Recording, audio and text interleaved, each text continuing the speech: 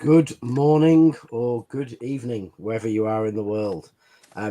Welcome to the Martinless Mancunian Way podcast, or YouTube, if you're getting carried away with things. So how is everyone? I'm good, thank you, Rich. Yourself? I'm good, thank you. And Patrick's on the run from the police somewhere on his way to Queensland, so... I told you, Rich, the cop shop's right behind me. I'm just hiding in plain sight. The most exciting thing tonight could be what happens to Patrick during the show. So this week's story really going to take it. It would be good. Ozzy, this is your moment. Is this my moment, Rich? Am I going to do the plug? This is your moment. Yeah. Thanks, Show's going well. It is going so well to begin with. Pat's eating as usual and on the run for the police. What more can go right? Martin is so going to kill us. So we are sponsored by Football Prizes. It's another fantastic prize that's on offer. A signed Phil Foden shirt from the 24-25 season. It looks like there's 225 tickets at £3.16 currently. Competition ends on Friday the 15th of November. Your entries must be in, also you must get your tickets got by 7:30 p.m. It is just for UK, I'm afraid, so anyone international, really sorry about that, but they are fantastic prizes on offer from Football Prizes, and we are greatly appreciative of them to sponsor us yet again.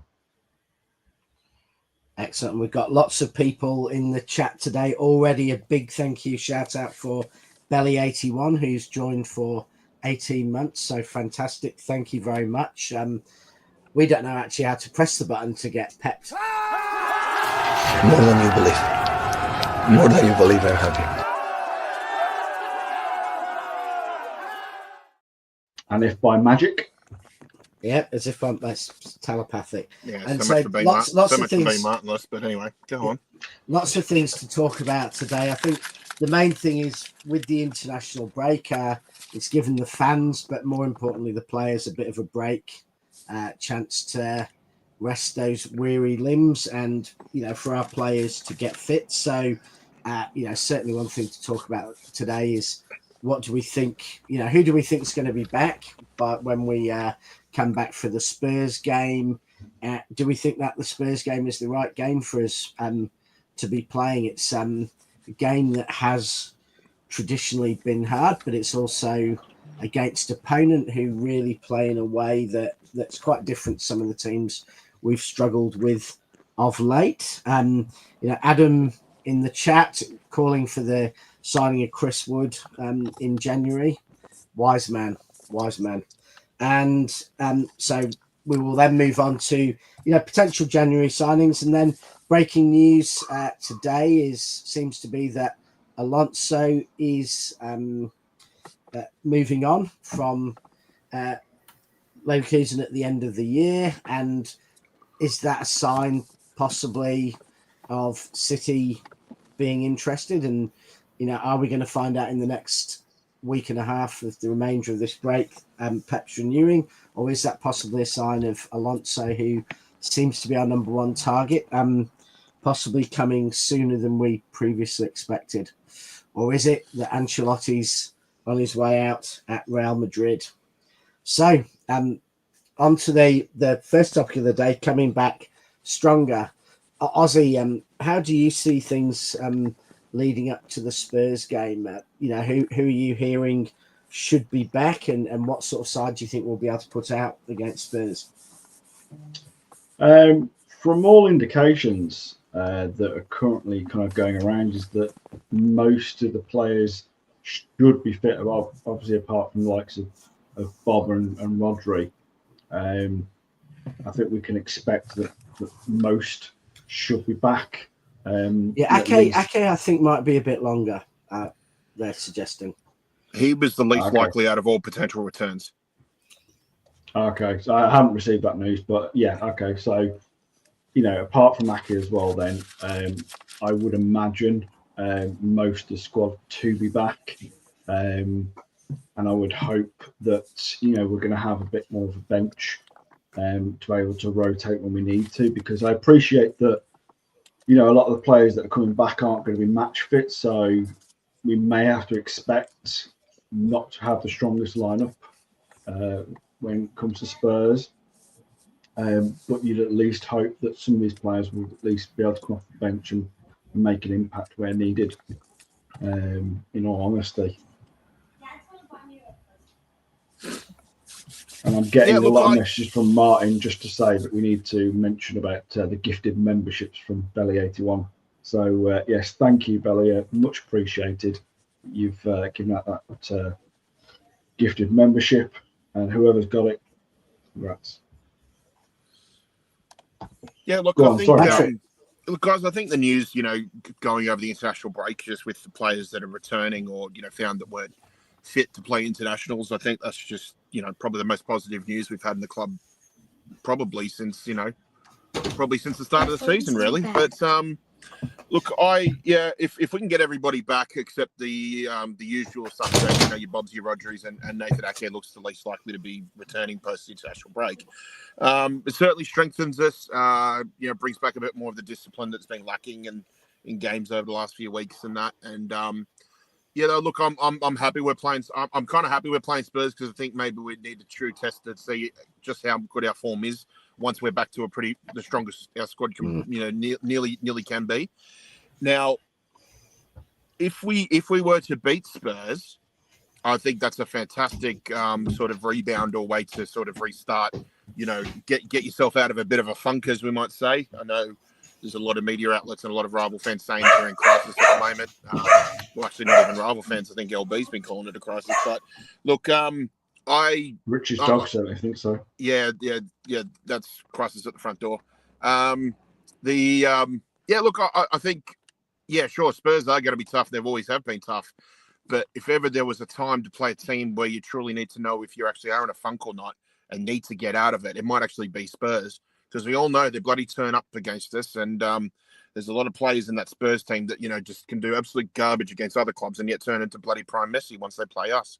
So I'm, I never look forward to playing Spurs because I just don't know what we're up against. But I think if there's ever a chance for us to really, put our nose to the grindstone and really sort of just find out exactly where this team is for the rest of the season, I think coming out of this funk and the injuries and that, I think as strong as we can be against a tricky squad, it would be a real good test to see just where we stand for the Christmas rush, basically.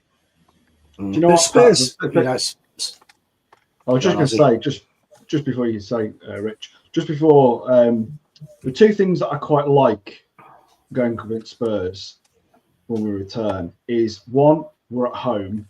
So I feel a little bit more confident. We have got that unbeaten run at home, which is a big plus. And even against Spurs, and the other thing is that Spurs are not doing well themselves right now. There's a lot of pressure that feels like it's gone under the radar for most of the main media because they're mainly focused on us. But really and truly, like, Spurs are not having the best of times themselves. There's a lot of questions from Spurs fans asking about the manager. There's a lot of questions about their players. Their form has not been the best. They've lost the last two games on the bounce themselves. The only one against us in the Carabao Cup, and I know it was and not just lost, Ozzy, Ipswich at home. I mean that's 2-0 down. What, in the first half at home to Ipswich? That's pretty bad.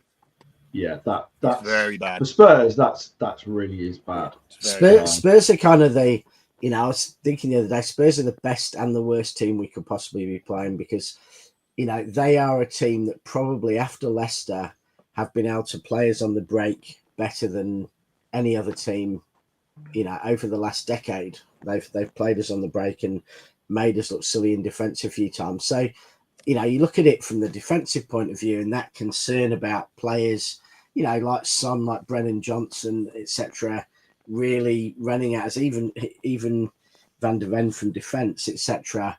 It's bloody Kulusevski. He turns into prime Messi whenever he plays us. The following week, he turns into Barry Conlon. And that's there's that, but the flip side is the exact opposite, is that we've really struggled in recent weeks with, players just putting 2 banks of 5 and playing on the break, and us having absolutely no space. Haaland with 3 people marking him.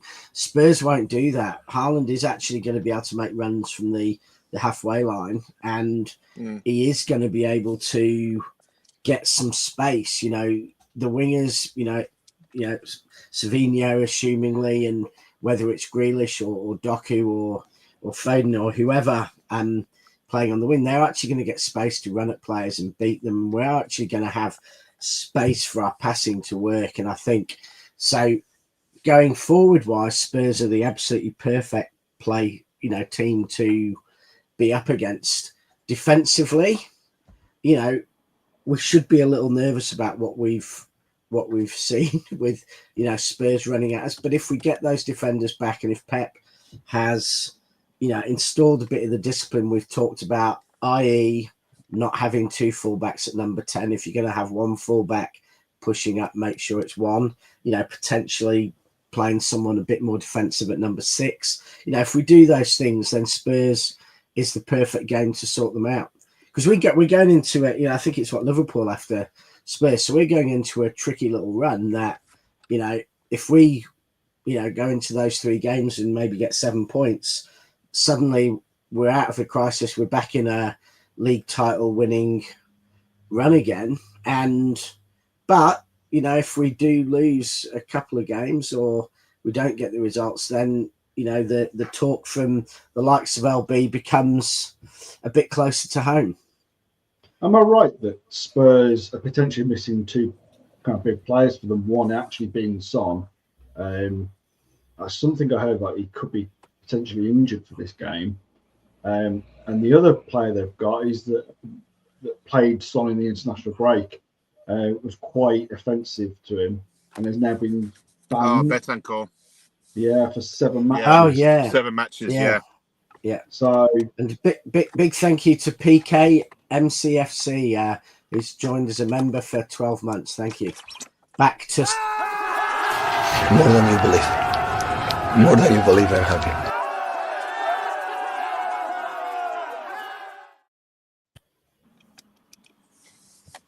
again, if by magic. So we've got Toxin Blue in the city saying, it's not the defence that's the problem; it's the midfield lacking energy and pace. I think that's half the problem. But I think the point is on the defence. If you are weak in midfield like we have been, and been lacking that Rodri figure, that then if you compound that by having out of position defenders or defenders who are playing at number 10, or having to play teenagers making their league debuts in big games, I think that really compounds the issue. And the midfield problem is something we can't necessarily solve till January, purely because Rodri is gone. So there's no question. I think, and I'd be interested in your thoughts. Do we need to first fix the defence before we can fix the midfield? I think, if you're looking at the defence, I think one of the big misses has been Ruben Diaz, because Ruben Diaz is so solid normally at the back. And I know he had a bit of a shaky start, but he's been, without Ruben Diaz, you always feel with him at the back, he's brilliant at organising that back line. And for me, that is what's been missing to do with our defence. Yeah, you can say certain players have been injured. Yeah, I get that. But without the main person back there, I do feel that you can have a Kanji, you can have Aki, but they're not real leaders at the back, And I feel that that's been another one of our problems. I think, agree with you, Ozzy. I think another big key is John Stones as well, because you got a player there. You got a player there too who not only is a fantastic defender, but then can be that extra body in midfield, but at the same time not overcrowding the midfield too. Because as we know, an informed John Stones is someone who not only is an absolute Rolls Royce of a player and a defender, but a fantastic utility sort of midfielder who knows how to find the spaces and get in the space in the right place at the right time. So if we can get him back fit and healthy as well too, that's gonna work wonders for our form for the next few matches. And Fee, you've missed some of it, but we're really talking about Really sorry. how we feel. No worries at all. How you feel about it's terrible at the minute. Sorry. Yeah, 2 weeks of no football. You know, we're expecting most, or certainly quite a few of the players to be back. I think Ake, Rodri and Bob obviously are definitely out when we get back, but most of the others could be back. And I guess how you're anticipating us coming back and how you see Spurs as that first up opponent. Yeah. Well, Spurs are obviously a bit of a tricky one for us in history. But I feel like this international break couldn't have come at, a better time for us. I feel like we genuinely needed it. There's so many players that I think for me, like the injury, I don't want to say the C word, but the injury issues that we've been having, it's because key players are out. And these key players are just all sort of nearly fit or nearly there. And I feel like that this break is going to give them all the rest that they need.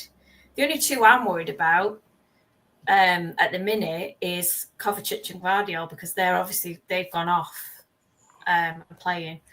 And I do feel like they're key at the moment. And if they get injured, I'm not sure. A bit worried about that, but it'll be interesting to see. And I hope that the minutes Kev got against Brighton, hopefully, that's going to introduce him and he's going to start to find his feet again. I'm hoping. A lot of people are saying that he's not ready and he won't be for a while, and it was just a ploy to let everybody know that he's, he is fit and he is ready to play. I've heard that. But hopefully, fingers crossed, everything is going to start to click back into place because it needs to. Yeah, and we might be, we might be sensible in some ways after De Bruyne over the last few years, not bringing him back too quick, because he has had a lot of injuries, 3 or 4 seasons now. So actually letting him become properly fit and rested is probably, I think that's all important. it is. Yeah, I think that's what it is. Yeah, I think they're just being very cautious with him. Yeah, I think he's been very cautious with himself as well. So if he's back, if he comes back, that gives us, even though he's not young and fast, he does bring a bit of physicality into the midfield that perhaps we've lacked a bit this season. So, and what he brings above anyone else is that ability to unlock a defense. When there's 2 banks of 5, he's one of the few players in the entire planet who's capable of finding a pass like the one, to Bob at Newcastle last year. He's capable of finding those passes, which we've lacked a bit without him. So, that gives the opposition defense a lot more to think about. And he's less likely to lose the ball. So deep against us. Yeah. There's 11 players in the box, think, and there's absolutely nobody breaking through, and he's the one. Hopefully, who's gonna do it for us. Yeah, that's what I'm waiting for desperately. I'm like, somebody feed this ball through that defense, because it has been so. It's just a solid wall of 11, and it's been really frustrating to watch nobody. When you're watching the defenders taking turns to try and blast one in from long range, it's kind of frustrating, but the creativity will come back with the players that are coming back. No, it's been hard as well. Just hoping that Phil as well's had a really good 2 weeks, because he's obviously physically and mentally struggling this season. I think we can see he's not got the joie de vivre. All the time Phil's played for City. I know England's been a bit different. He's always looked like Jimmy Grimble. He's always looked like a kid running onto the pitch, excited, and he just hasn't quite had that mojo this year. A lot of pressure on him after England and being the player of the year, but hopefully that is slowly coming back. I think we've seen sparks, certainly a couple of good first halves from him. So him coming back, De Bruyne takes the pressure off everyone, because I think we've, Gundogan and Bernardo have been getting a lot of stick for not being at their best, but I think it's almost because we're expecting them to do the De Bruyne stuff as well, and they're not. Neither of them's De Bruyne, so we do need, we do need that variation. Because forward wise, I think we saw at the beginning of the season some brilliant form from Haaland. He looked like he was better than ever. I think we've seen bursts from Savinho, bursts from Doku.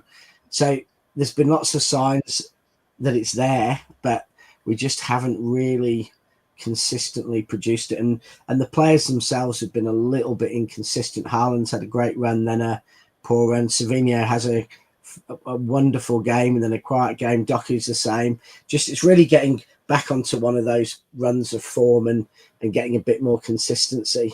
And giving, ultimately Bernardo, Gundogan and stuff a bit of a chance to rest their legs occasionally, because I think a few of those players probably have been overplayed, especially at their age so far this season. Yeah. So are you feeling confident then for Spurs? Yeah, I am. Think so. Yeah. And then I know we had the same confidence as we did when we played them this time last year, and it ended up being 3-3. But look, I feel like sooner or later you're gonna have to come out of this slump. You're gonna have to come out of this funk. And what better way to do it than your first home game back in about a month, up against the Spurs side, who needs to show some sort of ascendancy and really start to put a bit of pressure on us. But then that can leave holes at the back for them, and we all know what Ange's high line is like. So it's one of those things where I think, we don't have to go in there with question marks about, are we going to deal with two banks of five anymore? Because Ange isn't going to do that. He just won't. So there's a good opportunity there for the players to actually sort of stretch their legs and really have a go. And, I think at the end of the day, it's like, as long as I'm entertained, as long as if it's a high scoring game and it's a lot of fun, it's a good game and, the best team wins or whatever, I'm fine with it. But yeah, I think if we want to win, now's a good time. And I think we've actually got a good opposition to come out of it. That's all. And I think the interesting thing is after that, we go obviously going to Anfield pretty quickly afterwards, and then Forest. So we're probably playing three of the teams who have, up the top, who all play. Actually Spurs probably can't call them up the top, but all play with pacey, fast breaking forward. So we're going to have to, Pepe's going to have to think about, who is in that back four, how the midfield sets up, because we're going to get tested far harder than we have been in some of the games. We've struggled with that this season. But I must admit, I'm feeling sneakily optimistic about Anfield, just because we seem to go there where we're the ones who are imperious form, and Pep gets very conservative, and we're very, very rarely ourselves at Anfield. And I think this year Pep's going to have not much choice but to actually be a bit more himself and be a little bit braver, and actually that won't be a bad thing, because I think when we've been under pressure there and we've had to do something, we've often been better than when we're going there and suddenly getting all conservative because Liverpool are the ones with everything to go for. Rich, I'll be honest with you. I think the Anfield match has the potential to be an absolute blockbuster, because you've got two teams, that can score with ease, and then they've both got question marks at the number 6 role. That is going to leave holes open for both attacks, and I think we could see like another, something similar to what we did during the Centurion season there. I'm not saying like they may get 3 goals ahead of us, but I think we may see like blow for blow, like we could see like a really high scoring game from both sides. And I'm actually I never look forward to Anfield, but I'm really, really looking forward to that game. But that's for later in the month. So yeah, we can get excited about that in a few weeks' time. Do you know what though? I mean, there is a game in between the Tottenham and Liverpool, and that's Feyenoord. And that's another opportunity I feel for us, because no offense to them, but they're not a top team that we should be really fearing. It should be another opportunity for City to kind of get a few goals and boost their morale for the Liverpool game. The only thing, I'm not as confident about the Spurs game, I will admit, because I had this fear with Brighton. You know, I did say I didn't think it. You know, everyone was pretty much confident when we spoke in the chat for the Brighton preview, and everyone was like 3-1, 4-1. And I was like, I feel like it's more than Brighton 2-1. Brighton are a better side than Spurs. Brighton are a better team than Spurs. Better coach team. Well, this is And they're at home. my first show in a few weeks, so I yeah. didn't give my verdict, but I wasn't exactly confident against Brighton. All right, sorry, Pat. I wasn't entirely confident. Yeah. I know. I've been on the side of milk cartons the last few weeks, but yeah, like initially Brighton, I was a bit. I think me and you, Ozzy, both said we thought it was going to get worse before it was going to get better, didn't we? Exactly. Yeah. Exactly. I agree with you, Faye. Yeah. And I still feel that could still happen, if I'm honest, because for me, it's not just about the midfield and our defence. I also think it's about our attacking threat, because at the moment, we're having to rely on Haaland way too much. You know, we're relying on Haaland to score all the goals. He's just scored for Norway, by the way. I think he has indeed. Yes, he has. Yeah. But for me, it's time for the other players to step up. You know, I've been saying this for weeks now. It's time for likes of Grealish, who's back fit. It's Doku's, the Savios. You know, it's time for all our attacking players to really put an emphasis on getting some of the pressure off Haaland. Because yes, he's immense. Yes, he's a robot. But we can see if he doesn't score, who's scoring the goals? You know, and I only said the last time we spoke about this, you know, we're having to rely on Guardiola as a left back to score some of these big goals at big moments when we need him. And that's to me, that's not good enough. To me, that's warning signs that we're having to rely on a fantastic player, yes, Haaland, but the pressure's on him. He's still a young lad. Yes, he's been brilliant, but I don't think it's fair. You know, we are missing that backup striker, as far as I'm concerned. And I do feel that it's time we start being a little bit more critical on some of the Dokus, the Savios, you know, the other attacking players that we've got that should be scoring a lot more or assisting a lot more. Yeah. Because right now, it shouldn't be all on Haaland. And that's why I'm confident. Just before we carry on, guys, just quickly, Cornelius Day's just become a YouTube member. Big up yourself, mate. I know our community will make you feel very welcome as well. And Pep is very, very happy, man. More than you believe. More than you believe, I'm happy.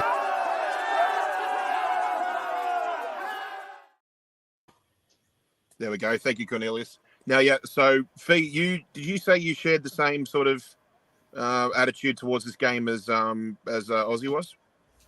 Just a little bit. There's a little bit of uncertainty still with the way things are going at the moment. Yeah, I think so. Like we said it, me and Aussie said it about Brighton, that it was going to get worse before it got better.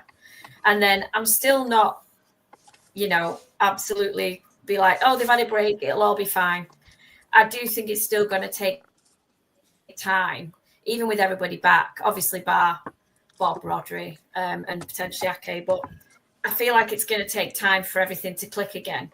But, you know, and I hate to sound arrogant and say Martin's hate word, we are Man City, but we are, and we do find a way quite quickly, I think, to recover from these periods. And I feel like we will. Once it does click, it will. The only thing I find, I think you're right, Ozzy, with the winger situation, because for me at the moment, I'm looking at Savio and I feel like he's so promising, but then there's an element of his game that I feel like he's so desperate for his first goal that he's almost, you know, selfishly trying to bang it in. And there's been a few, there's been a few instances where I'm like, pass the bloody ball, you know, and it's like, hopefully that doesn't continue and it will just, you know, peter off and it'll have been noted and. Fee, do you think with first season? Fee, do you think with Savio it's a little bit too much? He's in La Liga mode in the Premier League still. Yeah, it's hard. When he was La Liga, he had way more space and freedom to cut in, to shoot, to play passes through to Dobvik and that. And you don't get that in the Premier League, especially transitioning from a more open playing league like La Liga does. And I think this is a perfect example of why we have to give new signings a year to bed in. under Pep Oh, or even yeah. under English football. And I think Savio's just a perfect example of that. I think maybe the second half we might see the goals and assists, second half of the season, the goals and assists start to kick up a little bit. But right now, I think he just has to play a bit of a support role. I think he's looking great. Yeah.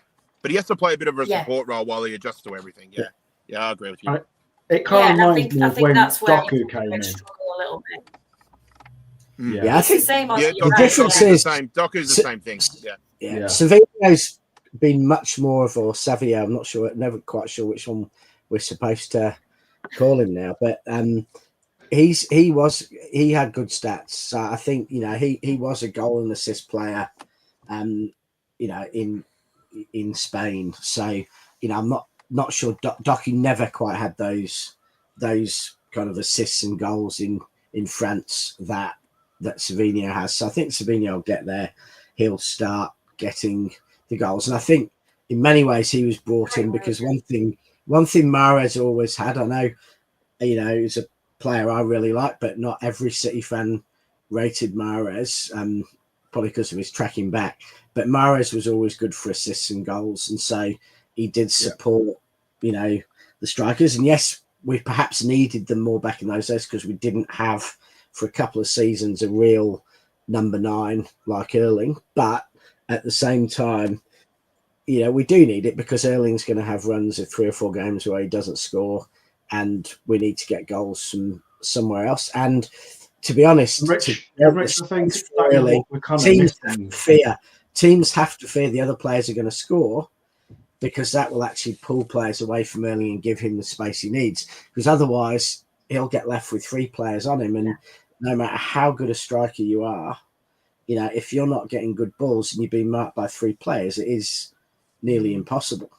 And so, I think, Rich, if we're honest, like with Mahrez, I think, you're right. He didn't get the respect from a lot of City fans when he was at the club, and I think that's criminal. I think we've pointed that out a lot of times on this show over the years with Mahrez. We kind of beat him up, and a lot of fans were like, no, he's not that great, or he's not doing enough, and like you said about tracking back. But now he's gone, I think some City fans are now starting to appreciate what we've lost, and sometimes you have to lose it to appreciate it. And I just feel that with the likes of Kevin De Bruyne out, at times when De Bruyne is out, you could rely on Mahrez to get those assists or get those crucial goals. And neither, because now we've got neither. Too. Yeah, and Alvarez. I was going to say that part. Yeah, perfect example. Yeah, but that's the thing, isn't it? Because we're missing, and we don't seem to have that right now. Either the player or the players that we've currently got are not able to.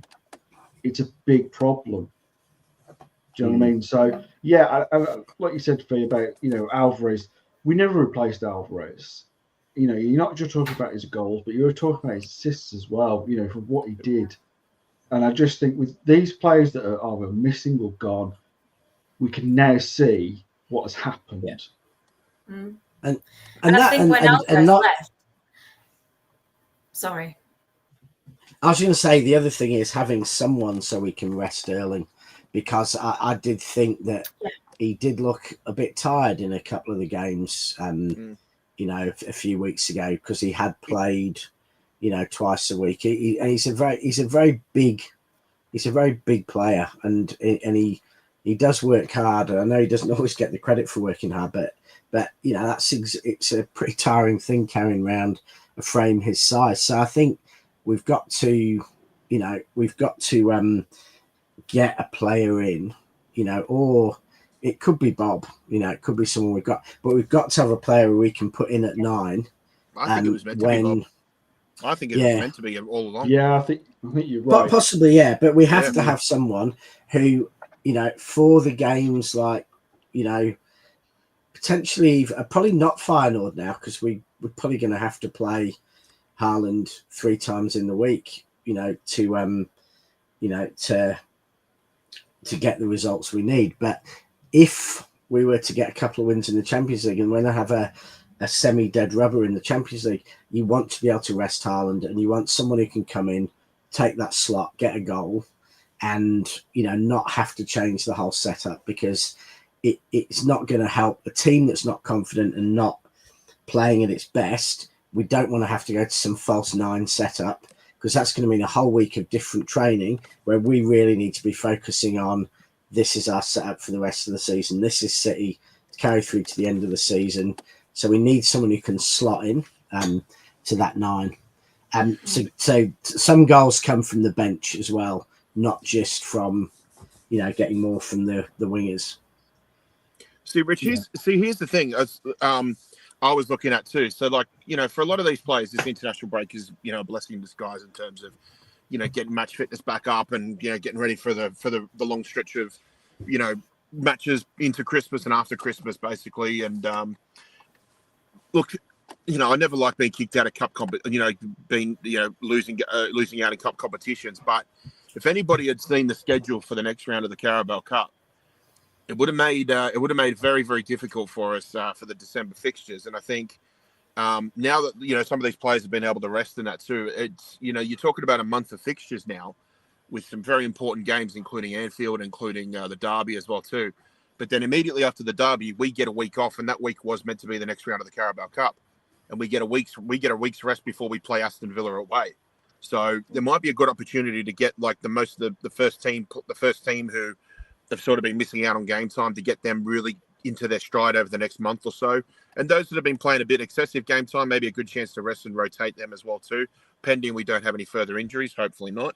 But now's a good chance to just, this little stretch a month of games that we have is a good chance to just get the players in, firing every 3 days and playing as much as they can.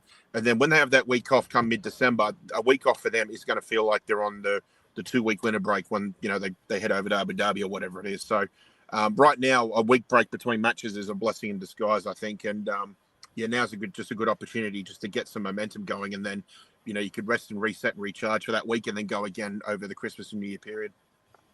To your point as well, Pat, the other thing that the elephant in the room is the Champions League, because it no longer, it continues throughout the year now. Usually, you get the qualifying done, and then we'd be on to the knockout rounds, and we'd have January to have off. But that's not the case anymore. No. It now continues throughout January. So you're right. I think the fixture list, even though we all know it's kind of coming in the back of our heads, it still hasn't become real that we're going to be playing more games, which means more pressure on the players, which is more chance of injuries. Yeah. So I totally agree with your point. Which is why I think kind of like I look at Liverpool's form in the Champions League right now, and I think they're sort of playing a very, very smart sort of game at the moment, because they're doing what we really should have done when we played Sporting was, they got the victories now. And then if they're going to continue going in the Carabao Cup, then obviously they're going to have way more fixtures coming up with, 2-legged semi-finals coming up if they make it, come around February and that too. So it's going to be very, very important for them to, rest and rotate players and that.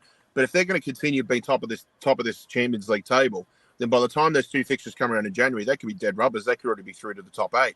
So I think, Spurs is important for us to, to steady the ship and get going again in the league, and obviously hopefully get a good result against what can be good opposition.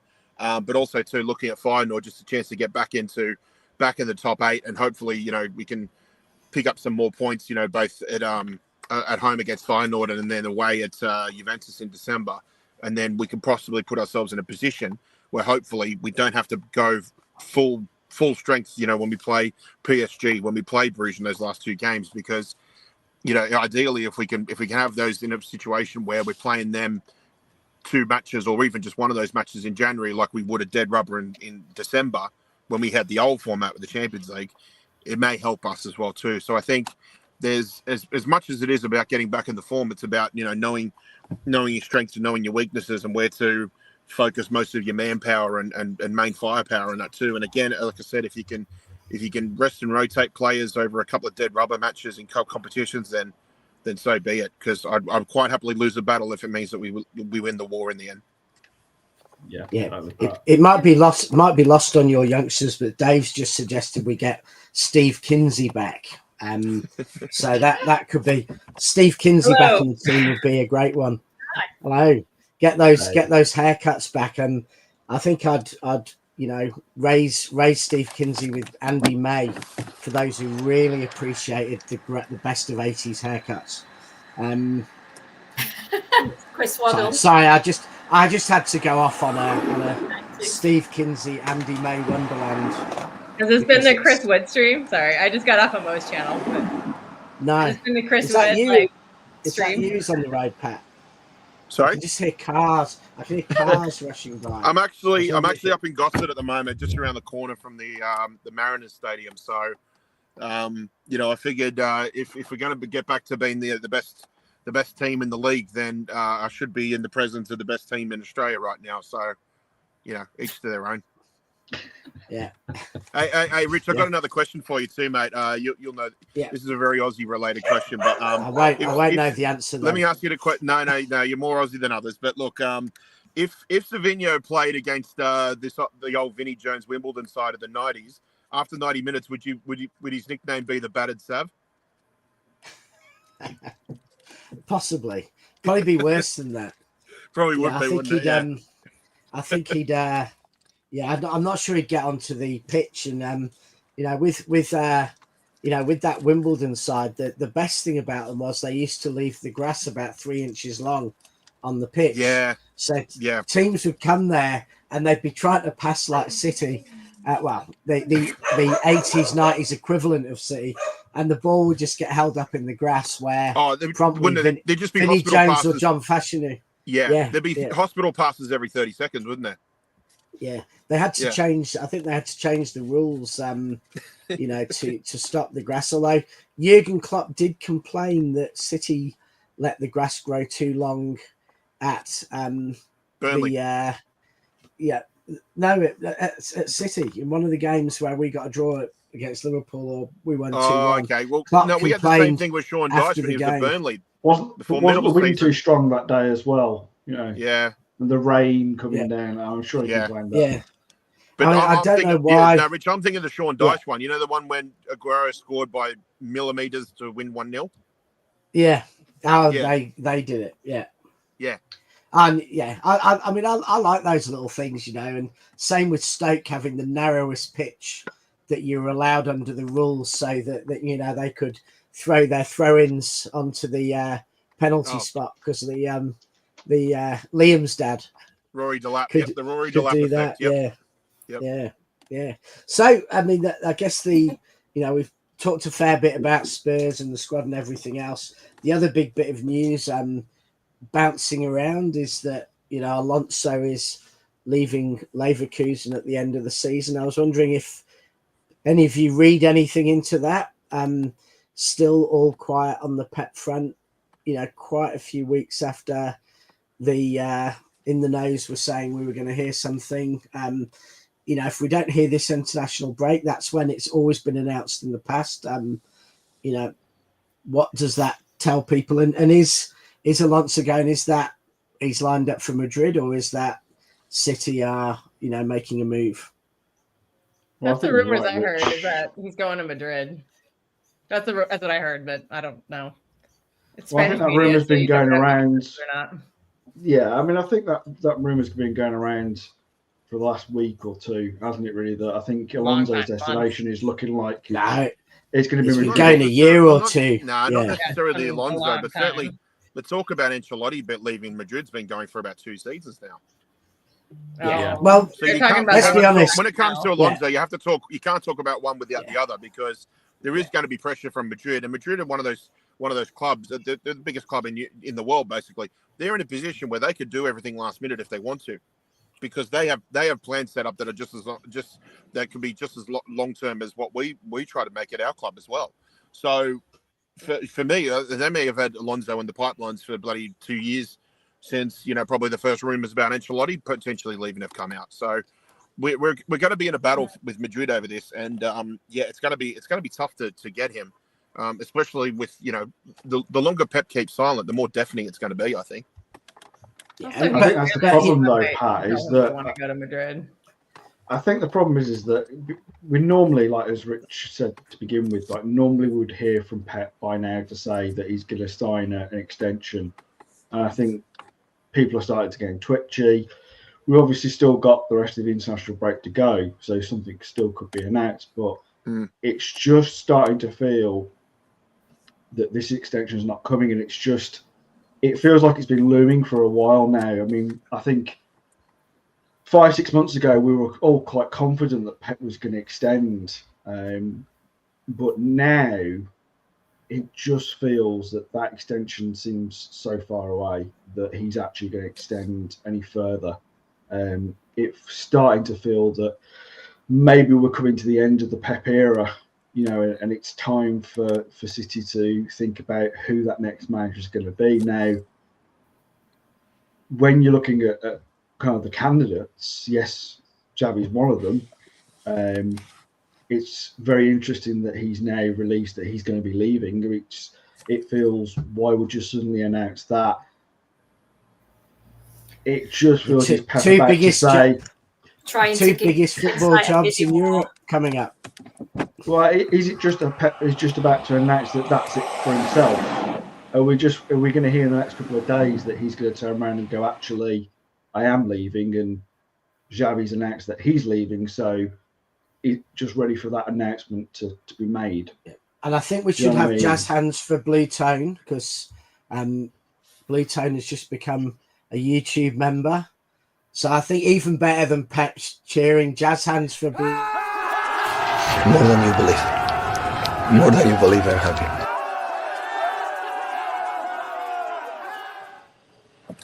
Thank you very much, Tone. Might have to update that graphic. Yeah, we will do. I'll have to be. Yeah, it might be Alonso. The trouble with Madrid is that, basically, apart from the day after a Champions League win, a Madrid manager's always, rumoured to be on the way out. Conceding a goal's enough to get some of their fans restless, and then, it's absolutely inevitable that every decent manager, probably apart from Pep, is going to be rumoured to going to Madrid. And if they're an ex-Madrid player and they're Spanish, then it doesn't take a genius journalist to think, oh, Alonso's going to be a good shout for that job. But whether it's, Madrid often has, I think, managers who are more about short-term tactics, player managers dealing with big personalities. They don't often really have a football philosophy. Their football philosophy is get 11 really good players, put them on the pitch, and we'll win. And so in many ways, if Alonso's someone who sees himself as having a real deep football philosophy and wants to build the whole club to the way he plays, I'm not sure Madrid is the team for that. Madrid's a team for the Zidanes, the Mourinhos, the big personalities who want to manage big personalities and make good players, play well. I don't know Alonso well enough to know if he's that type of manager or whether he's more that kind of, Pep type who just want every element of the club. It's about coaching more than it is about being a manager. It's about every bit of that club working in the same tactics. And so maybe Alonso's more suited to a City than a Madrid, but he doesn't have much of a track record though. Like, he's had one good season, and granted, it was a great season, but I don't know what else he's really done. Yeah, but do you not think there's do you not think though that football is becoming in management is becoming a bit of a young man's game? That there are now, it's become so kind of the elite coaching and tactics that actually we're seeing managers now in the 30s and 40s who are doing wonderful things with a lot of Premier League. There's a lot of great managers in the Premier League who are very young now. And, bizarrely, Pep, who's always been that really young manager, is probably an old manager now. So maybe that's the way forward. I mean, Alonso's 42, which would have been unthinkably young a few years ago. I think what we have to be honest, Rich, is that it doesn't matter who comes in and takes over Pep, because they're not going to be Pep. That is something that I think the fan base is just really going to have to understand and let the new manager come in and make the club what he wants it in his image of what his tactics are going to be. I know they'll probably want to, City want a new manager to come in and play roughly the way we play, because we play not only from the men's team but all the way down to the academy, and and to the real young players. So, but I do feel that is the big thing, is that it kind of feels like it doesn't matter who comes in, because taking over Pep is just going to be a mammoth job. Yeah. Do you know what I mean? The pressure that's going to be on him, and that's not just from City fans, that's just from opposition fans, that's from the media, because we saw what happened when Ferguson left. We've seen what's happened with Klopp leaving. When these big icons leave the club, and for me, there isn't a bigger icon at the moment from City than Pep leaving, is how the club replace and then plan. Now, I would expect the club have been planning for this situation for quite a while, because that's what the club usually does, is it's so good at planning for succession. Yeah. But I think we just have to really expect that we're not going to have the success that we've had over the last few years. We're going to have to just realise that coming into the next few seasons with a new manager, we're not going to win everything. We may not. I've been saying that for months on end. I think. Yeah, no, I think I know we've been saying it for all. Yeah, I think they were planning for Pep's leaving when he was signing his previous contract. Yeah. I think they were getting ready for it. I think that's why they didn't sign a lot of players. I mean, last summer we had a couple of players, but this summer was like well, Kel, it makes you wonder why, if they signed Savinho and Doku, like, were they actually Pep signings, or are they more for a more longer term plan under a different manager? Because we didn't realize that when we signed Kevin De Bruyne back in 2015, we had absolutely no idea at the time that what that overall meant, and that meant that 6 months after we'd signed him, that's when we knew Pep was going to be in the door come the next summer. So players like that, you look at them, they go, they're not a Pep. They're not a Pep mold, but I can understand the counter argument, because people will say, well, Pep's always re-evolving his game, so if he wants to bring in speedy wingers, you've got to expect him to bring in speedy wingers. But then you've also got to look at a long-term plan too, where you've got to think, like, maybe there is a bit more to this. Maybe he's got an idea of who he thinks will be a good manager, or he's willing to help the club, create this new sort of project and create this new sort of identity in the way in which we play football post-Pep. Because at the end of the day, Pep does his own thing. Yeah. Anybody else who comes in, they're going to do a completely different thing, or maybe do something of a similar mold. But you don't know what that's going to do to change the philosophies of the club and what projects they have going forward. So, I think the biggest concern for a lot of people is, you look at what happened with, you kind of look at what happened with the clubs that Pep was previously at after he left. Now, Barcelona was a little bit different, because by the time Pep had left, Luis Enrique come in. He had Messi, Suarez, and Neymar, so they could continue going on doing what they were doing, and they were successful for a while there. Bayern was a little bit more of a concern, because you think the couple of seasons that came out of after Pep, they still won Bundesligas. Yeah, they still won Bundesligas, but they were a shell of themselves in European competitions. I think for a time there, they were using Niko Kovac, like an ex-player there too. So, again, that's another argument to say, like, I think there's a lot of concerns with managers when they come in and manage a former team of theirs. I think there's always a lot of question marks around that. And I think Alonso, that's another reason why I think he might suit City as well too, because he can go into that club with a completely clean slate. If he'd gone to Liverpool, there's always going to be that pressure of him saying, like, are you going to be as good a manager for us as you were a player? Same thing when he goes to Real Madrid. Are you going to be as good a manager as you were a player? Are you going to have is your legacy a manager going to be as great as it was as you were a player? If he went to Bayern Munich, it'd be exactly the same thing as well too. So I think Alonso would suit, not just because he may play a similar sort of style to Pep, but I think he can come in there with a clean slate and a fresh reputation and be able to go in and just go and do things himself and not worry too much about how people are going to compare him compared to what Pep did. Yeah, although it works both ways. I mean, you do see, if you come, we know full well if Alonso comes in and loses 5 games, the fans will be less behind him than if Vinny came in and lost 5 games, because you do get a leeway. Like we've seen it with like Frank Lampard, who really got let off at Chelsea for some pretty bad management because he was an absolute legend of the club, and that probably made it less toxic when he was doing terribly as a manager, because the fans could never turn against someone who was, someone they loved. And so I think you having someone who's got that club background can be positive. That's what I mean. Ultimately, that's what Liverpool did so well. When you go back to that Shankly, Paisley, Fagan, Dalglish era, that they changed managers, but they did it constantly from within.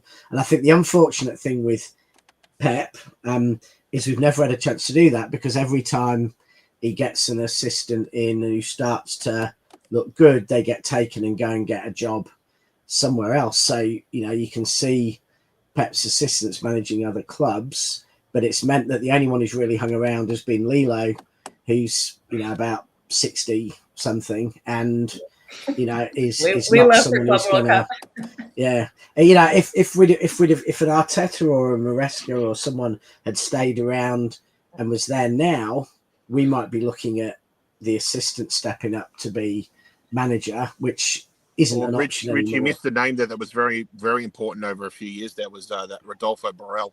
He was very, very important to Pep's coaching staff as well. It'd be nice. It'd be good to someone like him would be good to have back with Alonso, because he can at least sort of, they can sort of work together on what Alonso wants to do, but at the same time, he can also instill the club sort of philosophies and the way the club operates as well into what Alonso does there every day if he were to be manager for us. So I guess Martin's prodding a question on that is his love of Vinny. Is Vinny the answer in the event that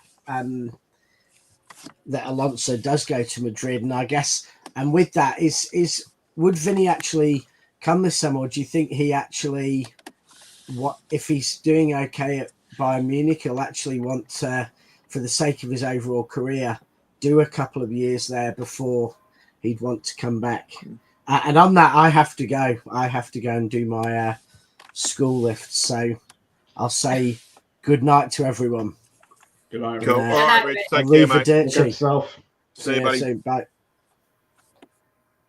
Okay. Yeah. So go on, Pat. Do you want to answer that one to begin with? No. I think if Martin's asking that question, does that mean he's contradicting himself and saying that he wants Vinny through the door tomorrow?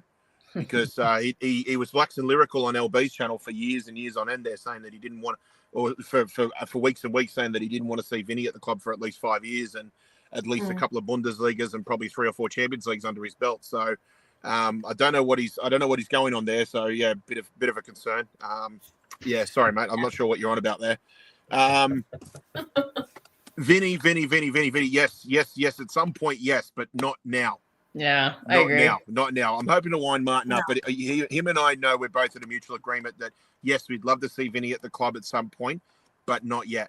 Based on what he's done managerial wise, what he's yet to do managerial wise, and just because I think we can, I think it's too soon to allow that legacy as a player to try and transition to a legacy as a manager. He needs to go off and do things in other places before he comes back home. Basically, it's the same thing. It's the same thing like I believe with Arteta. I think at Arsenal, I think Arteta went to Arsenal way too soon. I think he should have gone and managed in a couple of mid-table La Liga teams or something like that for a couple of years, and then if he'd done well, like got him into Europe or competed well in Europa Leagues or Conference Leagues, then I think Arsenal should have started looking into him. I think they went way too soon on him, and I think if we were to get Vinny in through the door in the next couple of years, it'd be the exact same thing. Fee, Castle, what are your thoughts? And I think people say that about Alonso, don't they? People say, that you could say the same thing about Alonso that you can as company in regards to experience, but there's also the emotional attachment, which I think I do agree that it would be a bad idea. You don't want a City legend to come back inexperienced and absolutely blow it in the eyes of the City fans. That would just be awful. But I do believe that whoever it is, I can't actually say because there's so much speculation and so many, so little good candidates or good enough. It's really hard to speculate, but I think whoever it is, I'm just hoping that Pep has a really good length of time with them, to be able to mentor them and help them to see things the way that he would see it, because that's what works for us, that's what works for our team, and it has done for years. And I just hope that whoever comes in gets a real fair crack at the whip, and that the fan base let them do it, let them get on with it the way that they need to. That's what I'm hoping. Faye, it'd be a really interesting transition when you think about it, because Okay, if we use a certain hypothetical right now, let's say in January it's announced that Pep's leaving and Alonso's going to come in. Mhm. Would it work? Would it work in a situation where Pep would still manage the squad for the FIFA Club World? Say FIFA Club World Cup wouldn't be a bad way to sort of transition the two managers in. Would you take both managers over to the Club World Cup with you, where Yeah, Pep still runs absolutely. the show, but then Alonso can work as an assistant and work off the Yeah. team and feed That's- off the team and just see what they need, what he Yeah, can allow offer it, to yeah. the team. To You know, me, they can that just work sounds off each other. ideal. That sounds Yeah. ideal. I think That's the like Club World Cup could work shadowing. as a blessing in disguise for the transition. Could Yeah, be. that Could shadowing be on the interesting. transitioning over would be amazing. I'd love that. Mm. It would Just be. before It'll you be come interesting in, what players we have before you too. come in, I've got to say this. JV has just become a charm member. Thank you so much. Much appreciated, mate. And I'm sure Martin will now do the Pep. Oh, that's fair. Oh, not. More than you believe. More than you believe, I'm happy.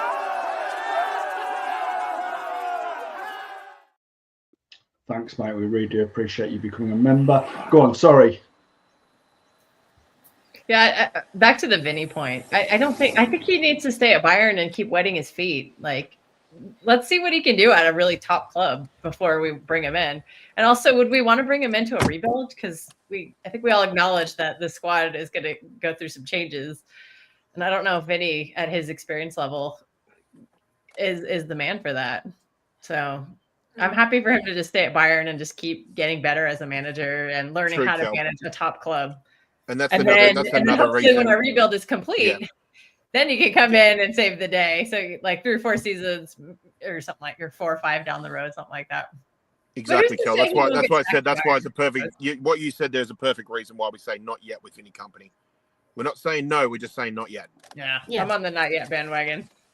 Yeah. Yeah, I totally have to agree with you guys. I feel that bringing Vinny back would just be nostalgia rather than what he's done.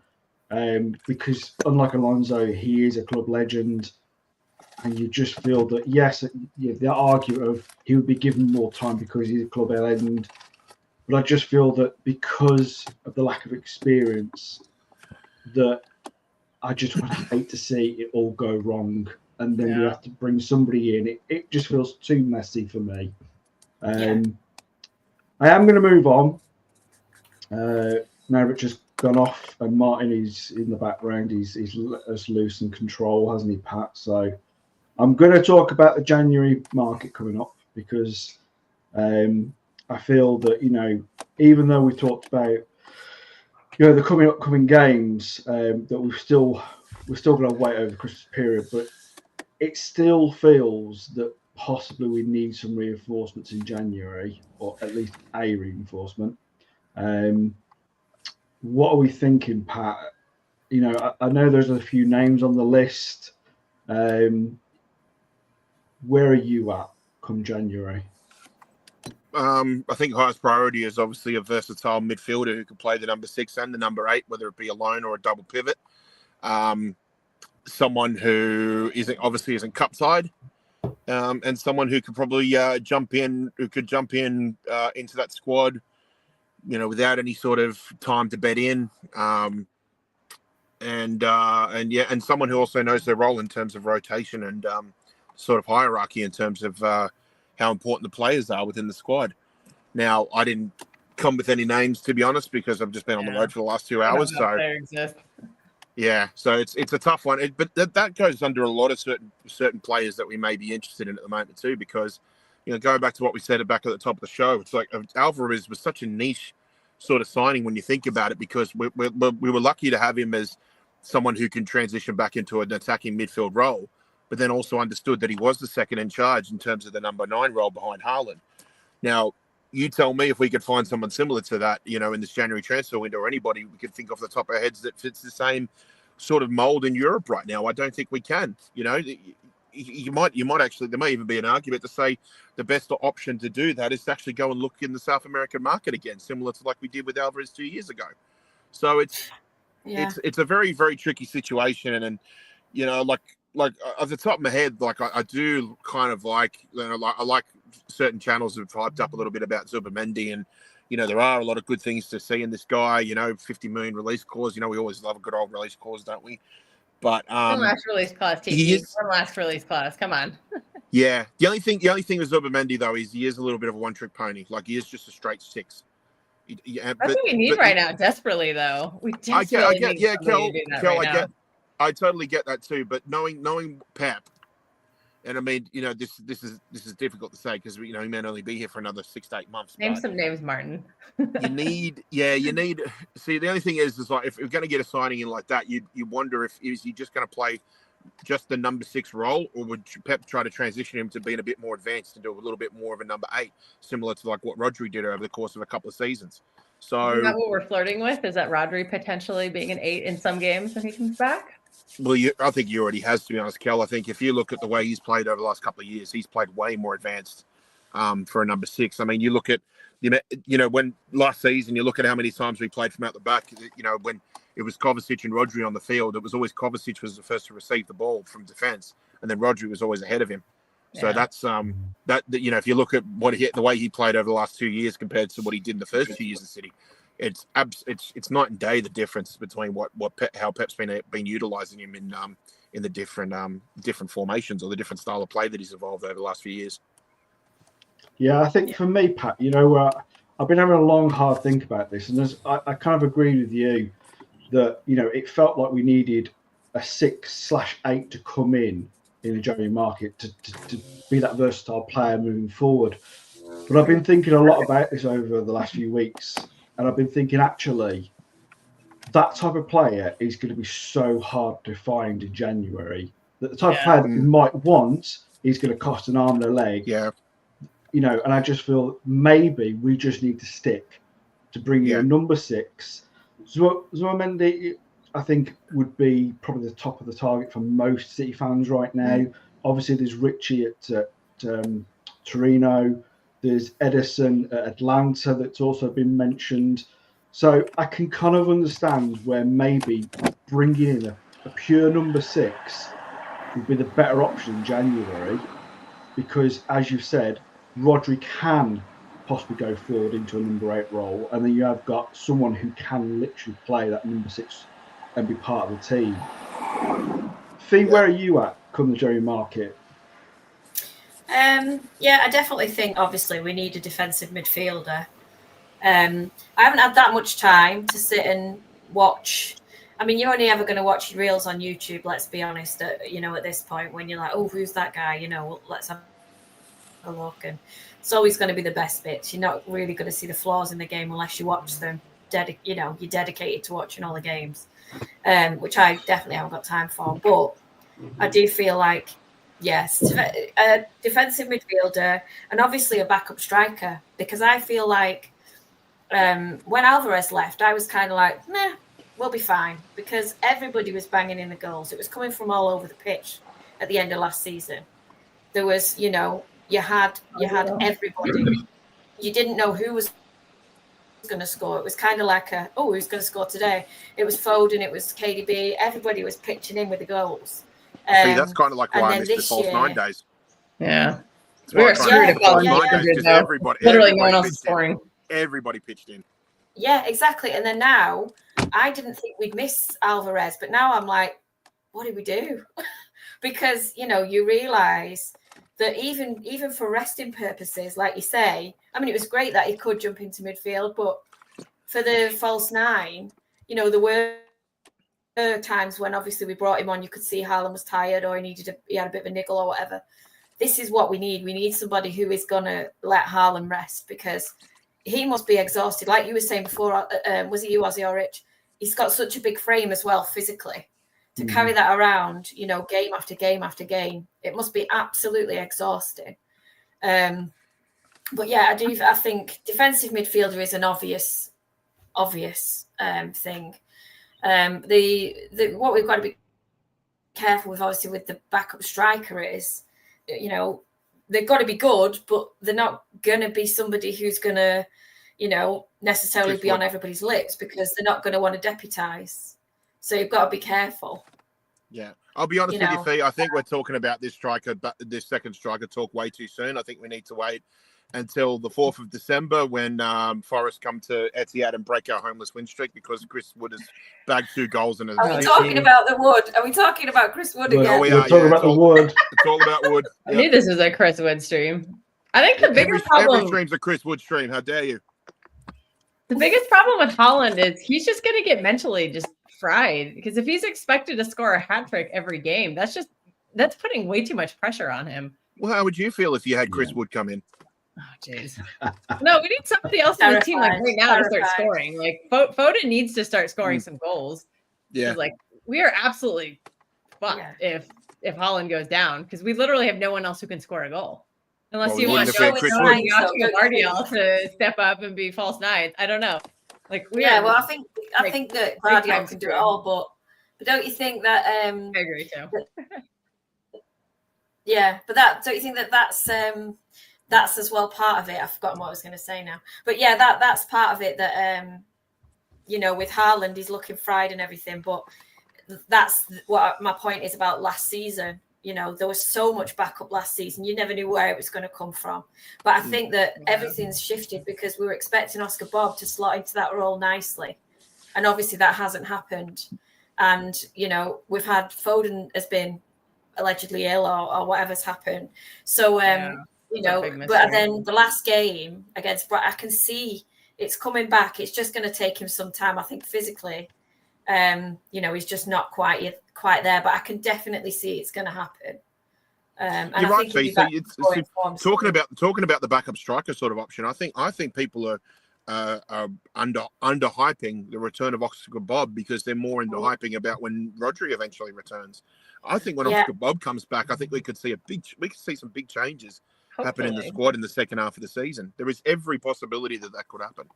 I think the difference is Rodri has like a very extensive track record in the Premier League, and Oscar Bob is just somebody who we're pinning a lot of hope on based on like preseason. So, I really want to believe, but he's a young player coming back from an injury, and I think to put that kind of pressure on him is just too much. No, Kel, I get what you're saying, but I think Bob fits the mold of what we're trying to chase in terms of a backup striker because he can pitch in, he can play as a number 9 or a false 9, depending on which system you want to play when you want to give Haaland a rest. But then also too, when Haaland does play, he just fits into the bill of the hierarchy of who should be playing in midfield. So he fits that bill perfectly, and I think we're sort of missing a trick there because we keep talking about when we're talking about backup strikers. There was all that talk about like Kyogo, and I know there was one or two other names that we were possibly talking about as well too, but they elude me at the moment. But I think something like that, when you're talking about a second in charge to the best number 9 in the world, then I think you have to look a little bit more in-house for it. You have to look at the academy. Because I think with the academy, I think they sort of know their role a little bit more. When you're bringing another signing in who may run at risk of losing their game time from their old club, then they're not going to have that as much. I think there's going to be a little bit more concerns, and you're probably going to have a little bit more disgruntled players in that sort of situation compared to they would if they were someone who came through the academy.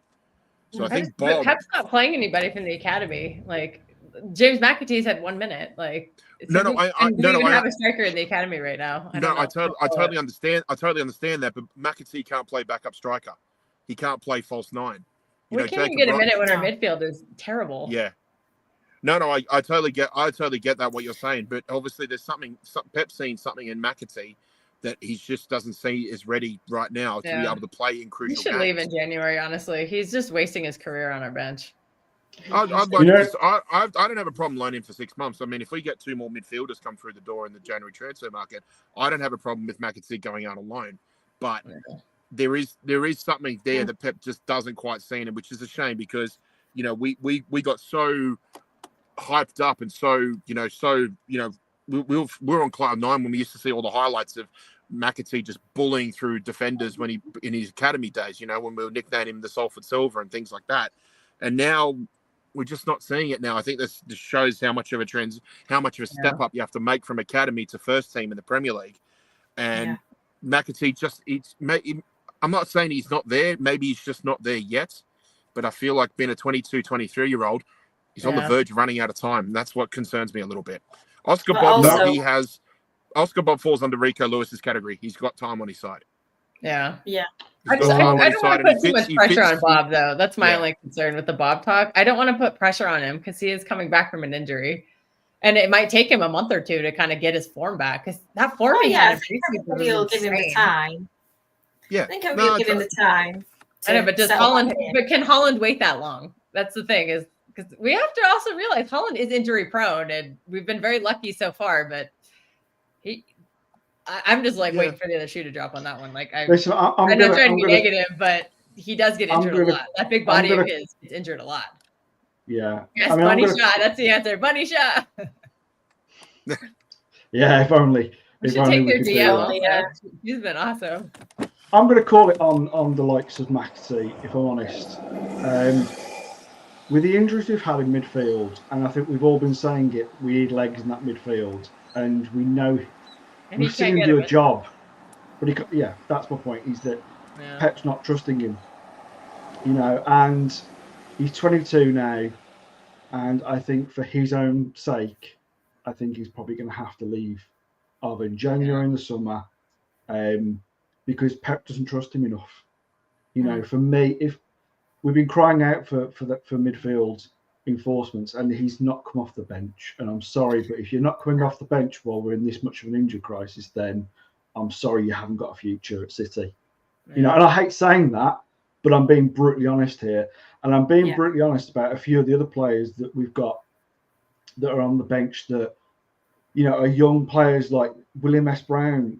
He's not even featured, and he's in our 24-man squad. And I'm sorry, but it's just like, seems like a waste. For me, if I'm going to be honest, because this is how it's feeling right now, is that I feel that Pep isn't going to extend, and I feel that now is the time where we have to seriously start thinking about the players we need to bring in. So whether it's one or two in January, I'm thinking come summer we need to think about some of these young players, because we need to think we need more players to challenge. Because for me, we've got too many players who are guaranteed their spots. We've got one or two players who are just, we expect to start. And I'm sorry, but I think you need more depth on that bench than the kids that Pep isn't willing to play. I think we're at that point, if we're expecting a new manager to come in, he's going to want depth on that bench. He's going to want to be able to rotate and have a player to come on and challenge the likes of Haaland. And I'm sorry, but I'm also thinking we're underestimating that second striker spot. I don't think we need to look at somebody who is not able to challenge Haaland. Because if you want a proper world-class squad, I think you need someone who is going to come in and challenge Haaland. Because as far as I'm concerned, no player is bigger than the club. No player should be able to just have a direct start. And I love Haaland. I think he's fantastic, and there's no denying that. But do you really want to rely on Haaland, where, as you said, there are some injury concerns that we know he can have? There's burnout. I think you need to have a decent backup striker for all those reasons, where you can challenge. He's there if there's an injury, and I think that goes with the rest of the squad. So for me, so like a Doku Grealish situation where they're constantly pitching for the position. Yeah, I have to go. I think that's. Can I make one point before I go? Yeah, of course you can. I know we're not gonna. I know this won't happen, but I'm curious why we haven't tried Jacob Wright as a DM. I know it's not going to happen before everybody says it. I know it's not, but since he's actually a DM, like I'm curious what that would look like with Kovacic until we get to January, or if we don't buy someone. But again, I know we're not going to try it, but I know he's like very highly rated in our system, and I just wonder if we're ever going to see it. I guess we're giving Oscar Bob the chance, so I'm just wondering if we're going to see another like Oscar Bob type situation this year, but I don't know. But that was my last idea. No, you're right, Kel. I think we'll see. I think we'll see it in the Yeah. future. But then again, Jacob Wright's 18, 19, so he's got time on his side. Will he stay though? I think some of these people are going to see what Palmer did. He signed. Kel, do you know he signed to Jay-Z's Rock Nation, the sports agency? No, I don't even know. Yeah, Jay-Z's agency signed him about 12, 18 months ago. Oh, does that make a difference on where he plays? Well, I don't know. I mean, there's obviously some hype about him, so. Yeah. Hopefully. So I think Jacob Wright's one of those watch this space sort of players. So I think maybe in 12, 18 months time from now, on this show we'll probably be talking a little bit more about him, I reckon. No, that's my Yeah. pie in the sky pick. But anyways, I'll keep No, fair listening enough. afterwards. But I gotta start work. So thanks Okay. for having me. Thanks for coming on. See you, Kel. Bye. Take care. Yeah, so I do think we need to think seriously about who we're bringing in January, and because I do feel that we have to start succession planning, and that's regardless. I think if Pep even signs a year extension, do you know what I mean? I seriously think now is the time, because you can't do a rebuild in 1 or 2 transfer windows. You need to start planning from now. Do you know what I mean? For the next few seasons. And this is why, going back to, were Doku and Savio Pep signings? I don't think they were. I mean, I'm pretty sure that Pep didn't have any decision over Doku. I think Doku was a signing of the club. I think Savio was a similar one, because he'd come from the whole CF system that, we've seen, that they have players out on loan and sister clubs where they can bring them back in. And I think, they saw the talent and they wanted to bring him into a system which Pep may have not wanted, but they felt that going forward would be the better plan. So, yeah. Yeah, it's What about- it's interesting, isn't it? But there's so much complexity around it all. But obviously, we need a midfielder. That for me is like the number one. Number 2 is the striker, because I do believe once we've got the injured players back, there will be more goals produced because of that creativity will be back. And I do believe the need will be a bit less. Might be able to rest Haaland, but I do think that you're going to need both in January. Otherwise, we're going to struggle, because Kels was right then. We are going to need to give Oscar Bob time. We don't even know if he's going to be back in January. And we don't know how he's going to come back after that injury, do we? Some players never come back the same. Exactly. Hopefully he will, because I was so excited for, everybody was, weren't we? We were all like, this is his season. This is his time. Oh, yeah. And the a broken leg isn't as bad as, say, Rodri with the ACL and the ligaments and that. People say when you injure yourself, they said you're better to break a bone than do any damage to your ligaments, and that's what looks like has happened to Oscar Bob. A bone break, you should be able to recover. It's just about recovering the bone. I think his movement and that should be fine. So I don't feel as concerned about his future health as I would say with Rodri. Because Rodri's going to be a completely different story with that ACL. So we'll have to wait and see. But yeah, I just feel a bit more confident about Bob. I think everybody's saying also about future. Yeah, I'm just say about everybody's saying about Savio. I know, like I said about Savio as well earlier. Martin said about being unfair on Savio, but I'm literally, I know, but I know that he needs time. Everybody needs time to get into a Pep system. 100%, everybody does. Some players succeed, some don't, and some can't make it work. But I just feel like it's just at this point observations rather than criticisms. It's just hopefully these little observations iron out, and this is not how he is as a player. This is just his introduction of finding his feet.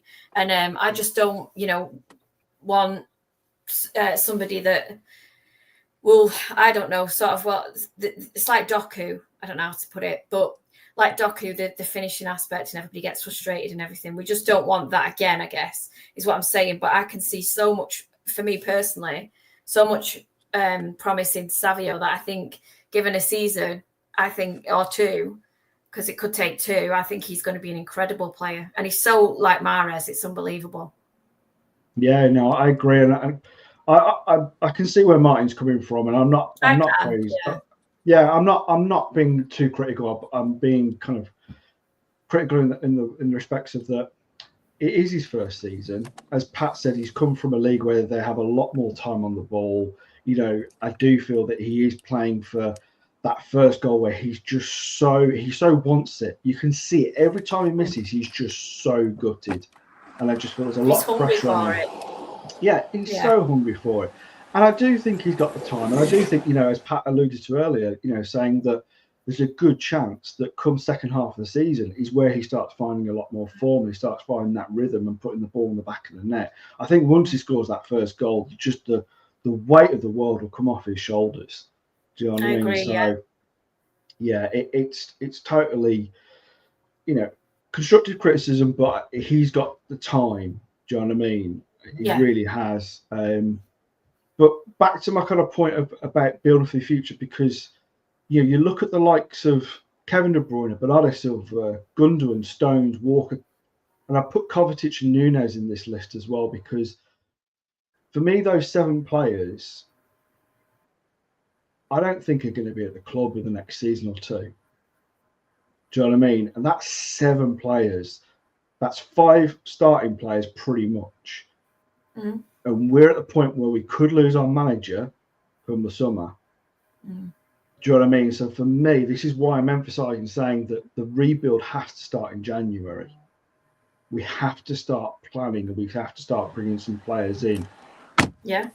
Ozzy, by rebuild, do you mean bring the summer transfer window a bit further forward? Yeah, I mean, I would. Not all maybe of it, think, but just some of it. No, just some of it, yeah, because you're not going to get it all. January transfer windows are so hard to do. I just think if you bring in someone like Zubimendi, because he's got that release clause, and I think he's regretting that move that he didn't get to Liverpool. But I think it's not about the Liverpool. I think it's just that he recognises that his star is so high right now that for him as a player, he needs to move on. And if that City, if City are going to be the option, then I think that's where he should look at. But I also think, I'm kind of going on what LB's done recently, because he's been kind of watching a few of these players, and he's talked about Ricky, and he's said at Torino, saying that he's a good young player. He's promised. He reminds him of a bit of a younger Rodri. That you could kind of mould him into being the Rodri replacement in some respects. He's got so much good talent. I mean, he's been called up to the international squad because Italy, Italy fans are raving about him. They think he's so good that he has to be in their international lineup. I just think maybe that's 2 deals that you could do in January. One that's a record, and another where I think with Torino, they're not going to be asking for silly money, possibly. I think with a backup striker, that's a bit more difficult right now. I think, but if City want a striker to come in for a backup, then sometimes you just got to pay the money. That may be the case. But Pat, I do think that City are going to have to escalate, what's going to go on with the windows, because regardless of Pep signs an extension, I think it will be literally for 1 more season. And I don't think you should be putting, because we know Pep likes the small squad. And when I talk about a small squad, I don't mean, we've got 25 man, players in the squad, but it's more that he's got kids on the bench that we're not using, that he doesn't trust, and I feel that you've got to really have those players on the bench that you can rely on, that you can have that rotation. I think if we were performing better, then he would have done. But because we can't risk it, he clearly feels like he can't risk it with the younger players. I think that comes into play sometimes, definitely. For me anyway. Yeah, but I think if we're really honest though, Fee, he's never been one for playing the younger players. No, not really. The exceptions have been Foden, but again, we look at how Foden came in. We were all screaming for him to come in early, and Pep was like, no, he's going to come in staggeredly. Rico came in. But he was exceptional, wasn't he? He was exceptional, but then you think about last season, he didn't play that much. Do you know what I mean? And I just feel, again, he's a great player, but the problem with Rico is that I don't know where to put him, really and truly. Is he Kyle Walker's replacement? I don't think so.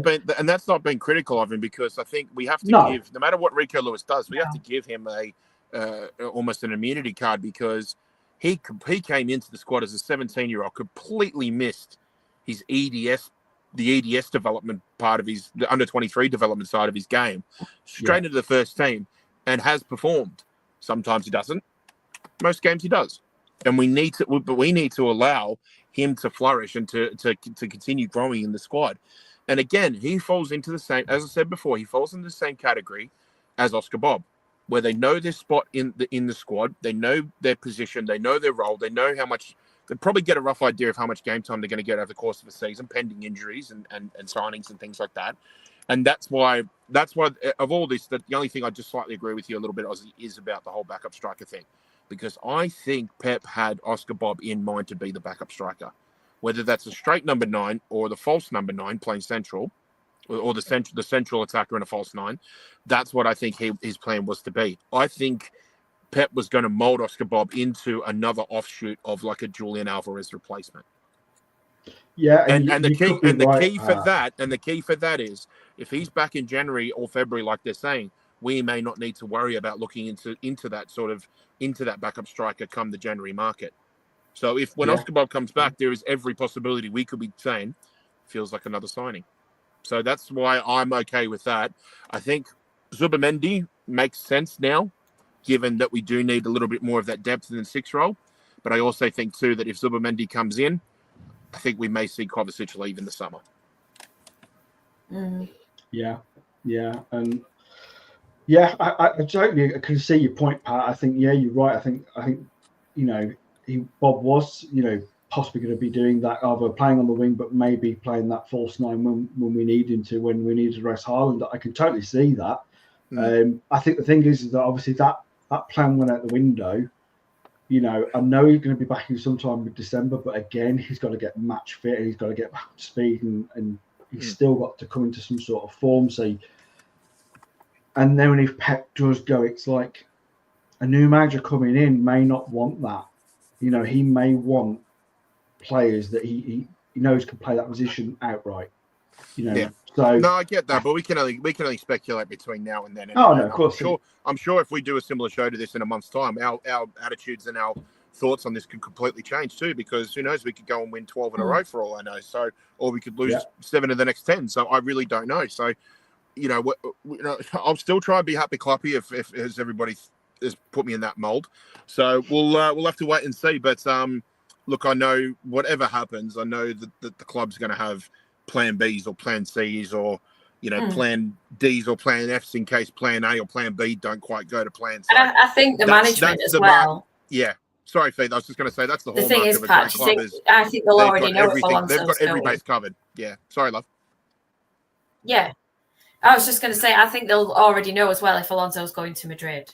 100%. I think they're not, I think they'll already know that. I just can't, with everything that's happening this season, I can't see that, not that I know Pep, but I just can't see the way he comes across. Him leaving this, I don't know. I just can't see it. I think he would feel, because he's such a perfectionist, I feel like he would feel like he has to leave us in a real good spot. And I feel like I think he'll do 1 year.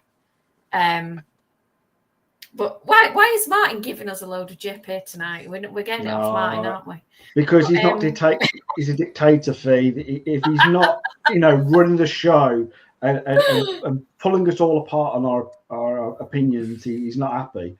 So I'm really surprised he hasn't jumped on. Fee, I'd love to. I'm looking forward to I'm looking forward to coming to Manchester next month, and hopefully I'll meet you. But I'm also scared that Martin will probably slip something in my drink and put an inhibitor chip in my head, so then I'm forced to say everything that he wants me to say verbatim, basically. So, yeah, possibly. Mind control of the masses, just like a dictator would do. Yeah. I don't know. Am I in the ballpark, Martin? Am I right? I'm sorry. I'm right until I'm wrong, aren't I? Which is probably more likely. Yeah. Ozzy's playing FIFA. Yeah. We all love winding Martin up. It gives us so much pleasure. It really does. Yeah. Give me Chris Wood or give me death. Bring out the wood. That's what we need. Come January, bring in the wood. So I'll tell you there with you, Pat. I'm sure Fee is secretly, Yay. It's a shame we can't. If we play a 2-striker system, then that basically means Man City's got Norwegian wood. Yeah.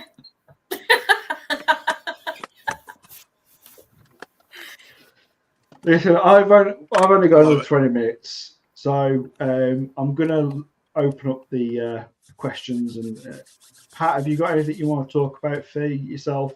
Anything you want to kind of talk about last 20 minutes? Look, I'm happy to just get it on the fly, basically. If anybody in the chat's got questions for us, then fire away. You know, I mean, I've still got a bit of time before I have to continue on my road trip. So, yeah, all good.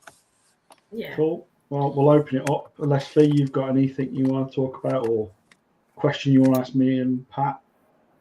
No, not really. I'm just, same as I think a lot of people, I'm just hopeful that we start this upward curve now and things start to improve. That's all I just keep thinking about. The next game is the one. The next game is the one. Hopefully, nice rested squad, and we'll be getting back up there. I actually am seeing a question come in from Ed Mancunian, my therapy. Which one would you replace, Stones or Ake? I'm going to say that as much as I think Ake's been our best defender sometimes, and he's just been so brilliant for the club since coming in, I feel that Johnny Stones is a player that just, even with those injuries, he's a player when he's fit, he's just phenomenal for us. He's a player that I wouldn't really want to lose just yet. And I think with Ake, I think you could possibly get roughly near back what we paid for him, because I think he's such a good defender that I think another club would snap your hand off for Ake, because I think he's exceptional at times. But my concern is his injuries and his age. That injury history, that lack of injury history that Ake had when we signed him from Bournemouth, is starting to catch up with him now, I'm afraid. Yeah, exactly. There is still a very, very good defender there, and he would increase the depth of any sort of decent team across Europe massively. But yeah, if I had a choice between one or the other, it would have to be Nathan Ake. And I don't think it matters whether it's sensibility or sentimentality. I don't think it really matters with John Stones, because we all know that fit John Stones makes this club, this squad, better. And I think the only way he won't see his and the only way he won't see his career out at City is if he decides to maybe go do the MLS for a couple of years or something like that. That's just how I think he literally as well is very well known, isn't it, that he is everybody's mate in the dressing room. Everybody loves him. He boosts morale. At times like this, I'm pretty sure John Stones is still walking around having a laugh and a joke and trying to raise everybody's spirits, because he's that kind of guy. But I feel like he's, people like that, they do keep around for a reason. It's a team, and like anything, you've got to have different elements in the team to make it work. And I think that's what he brings as well. Yeah, no, definitely. And I also think homegrown as well, kind of, he fits that element as well. I think Ake, he does as well technically, but I think if you're going to be honest, out of two, it has to be Stones. Blue Hearts asked, how do you guys get through the international break without yawning? Watch this channel, mate. We haven't mentioned England once, and I'm pretty sure they've won tonight, but I really couldn't care less, to be honest. I didn't even know they were playing, honestly. I'm that uninterested in it. Yeah. I think most of us are, to be honest. Australia played last night, and I had no idea until I woke up this morning. Yeah, I watched Croatia and I watched Portugal because they're much more interested in football. And you're on injury watch, Faye. I'm on injury watch. Yeah. Don't you dare injure those two. No, exactly. Faye, we're expecting updates from you, so please keep us informed. Yeah. Martin's put a breaking news spaces tonight at 11:15 for any of you that feel like you need to hear from Martin. I know he's been desperately missed, I'm sure. I don't know by who, but some people out there. But if you feel like you need to get a space, go ahead. I hear they're very good. I've got to be at work tomorrow, so there's no way I'm staying up that late. Man, we go about as far in World Cup. Yeah. We go about as far in World Cups as your lot do, mate. So don't you start. That's fair. Yeah. That's fair. Yeah, Yeah. that's very fair. Somebody's a little bit bitter because apparently the Wallabies just beat a bunch of lawyers at Twickenham last weekend. He's put, I've got a bite. It's only a matter of time till Philly comes on. Even if it's the last few minutes of the stream, he's just... Yeah, well... Yeah, well, he was worried for my health and well-being there for about 30 seconds when I said I'm just busy with work over the last month or so. Yeah. He's like, is everything all right? I said, yeah, mate, just be flat work. Oh, we'll bugger you then. Might see you next week. typical Mancunian. That is. That's what we're all like. What was I going to say? Just a quick one. Anybody in Manchester? I'll be over in December, early December, for about 2 or 3 weeks. I'll have a better idea of dates, but if anybody's around, please get in touch with me. I'd love to catch up with you guys as well too. I don't know if Martin can just post my Instagram. It's severe_clear on Instagram. So please just get in touch with me. And if you're going to be around Manchester and that, please, I'd love to catch up with you guys. And we can talk about all things City and just all things British and Aussie banter if you want to. So all good from here. Yeah, severe_clear at Instagram.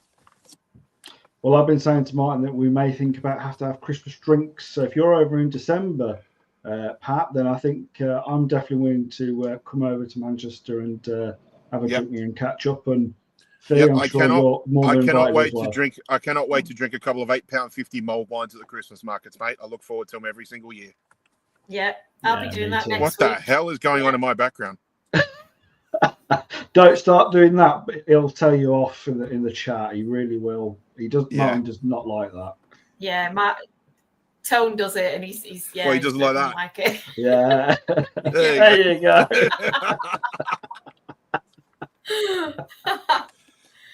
Yeah, I think everybody. I think Tone and that was saying about getting everybody together to have a meal or something, or a couple of drinks. Yeah, sounds good. Yeah, if I'm around, I'm trying to plan a Northern Lights cruise around Norway as well too. So I might be away for that for a few days. But besides that, I'll probably spend most of my time in Manchester. Yes, birthday drinks. My birthday is on the 2nd of December, so I should be over a few days after that. So yeah, should be good. I might go to the Forest game. Who knows? I might sit into the away fans and we'll wax lyrical about Chris Wood.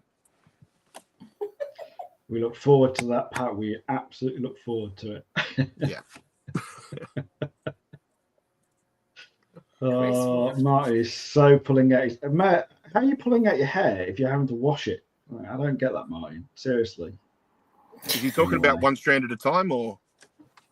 Possibly. Unless he's now gone to his beard, what he's got, Poor Martin. I feel sorry for him, but I just don't. I don't. No, exactly. Fee, you'll come around to our thinking. Don't worry, I'm sure. Okay, all right. I'm Team Martin at the minute, aren't I? I need to be swayed. Fee, you're on the team out for Clapper. It'll change, Fee, don't you worry. I'm always positive. Why not? Yeah. Now he's going on to P45s. Yeah, all right, Martin. Good luck with that. Yeah, sure. All right. Yeah, good luck with your recruitment. Yeah. Oh dear. Any other questions in the chat before we go? Because we've got another 10 minutes before at least I go. Pat, unless you're planning on sticking around a bit longer. No, I think I might start heading soon, mate. Yeah, just got to get back on the road and make a day of things. Yeah. Tired. Yeah. Yeah. Do we want to just quickly post about the football prizes again, though, Martin? Can you pop that up again? Probably should. I'll let you. Your turn this time, Pat. Oh, okay. Well, yeah. Thanks. Oh, thanks for the quick notice. You brought it up, Pat. So. Yeah, righto. Hang on. Aussie. What's that question? What's his? Bring it up, Martin. Then we can. What kind of backup striker would you prefer? An old vet or a young up and coming player? Pat. Well, I've already answered it. We've got a young one in Oscar Bob. A Chris Wood, you'd possibly bring you in January, wouldn't you? So that's a given. That's the old player. That's a given. So yeah, that's a given. Pat wants his best of both worlds. So yeah, Fee. I think, somebody who's already established for, even if it's a signing on a temporary basis, you know, somebody for a season just to get us through. I feel like it has to be somebody that's established already. Yeah, I'm pretty much stuck in the. I just feel you think about China and Haaland, and also prepared for when he's arrest or he's not in form. So, I am very much in the kind of, if you're going to go out and get a striker to do that, it's someone like Bokovic at is it Bokovic? Victor. I forget his name. Sporting. Gyökeres. Yeah, I mean, I know it's. Yeah. I know people are going to turn around and say it's very unlikely, blah blah. But I just think, why not?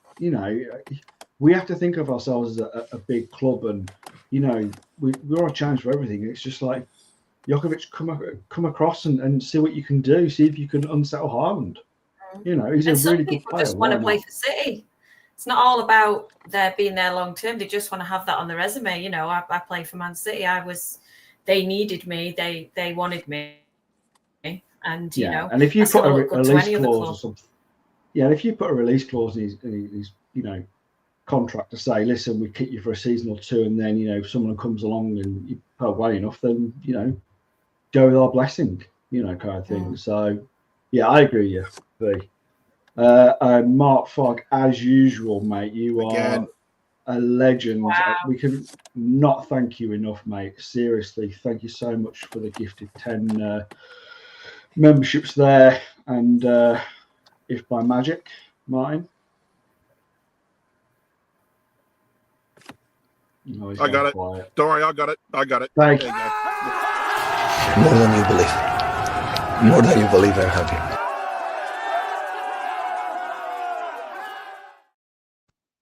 Sorry, Foggy. Martin's just not because he's not here. He's not as quick. No, he only did it to cut off my fireworks. It's true. He spoils the party for everybody. Yeah. So, what a bastard. Yeah. What was that? No, I lose my adopted northern accent if I haven't been over for a while, Fee. So I need to get back over there in a couple of weeks. I'll start sounding like you lot before you know it. Get to the chipper and stuff like that. Yeah, right. You're right. Yeah, a proper chippy tea. Yeah. Here we go, Pat. It's your moment. Yes, don't forget, everyone. Football prizes. This one is another absolute corker. Signed Phil Foden, 24-25 season shirt. There's also a current season signed Ruben Diaz shirt, and I believe a signed Riyad Mahrez shirt. That looks like it's from 21-22 season, I think. Please correct me if I'm wrong. 225 tickets available. Martin, do you want to put in the comments approximately how many tickets are available and if that promo price of £3.16 is still going? Competition does close at 7:30 p.m. Friday the 15th. So in about so what would that be? That'd probably be in about 12-15 hours from now, local time in the UK. Open to UK residents only. So please get in there and get some tickets because I can't get any. And I'm not asking you to get some, but please go get involved with football prizes. They help out the channel a lot, and they can certainly help out your man cave or lady cave if you're a blue. And get involved, guys, because they're a great team to work with, and they've always got fantastic prizes on offer.